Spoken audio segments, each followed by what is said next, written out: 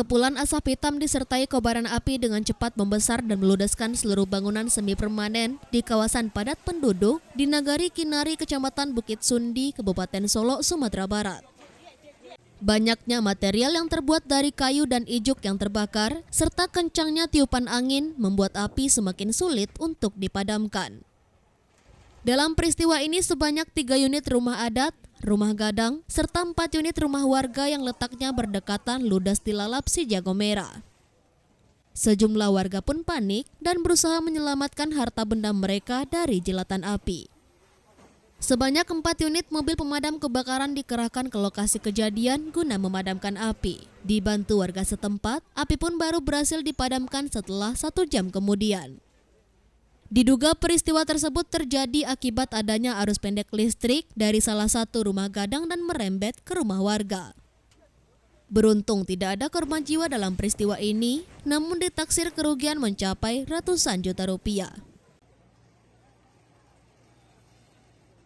Tadi sekitar jam berapa tadi itu ada telepon masuk untuk ada informasi kebakaran di Kinari. Kita langsung turunkan 4 unit damkar kabupaten yang standby di pos Arusuka, Kota Baru. Yang terbaru ada 2 unit, kemudian Semani.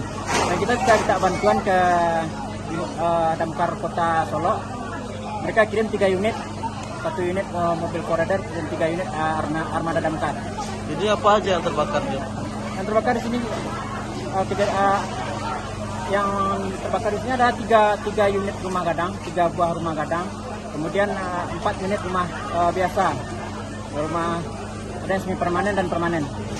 Kalau kerugiannya berapa?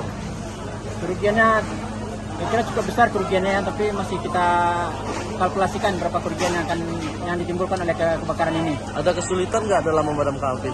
Ya, kesulitannya sumber air cukup jauh, kemudian lokasi yang rapat padat penduduk.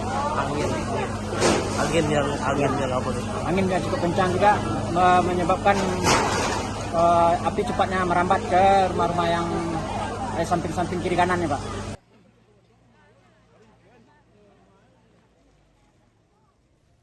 Dari Kabupaten Solo, Sumatera Barat, Budi Sunandar, iNews melaporkan.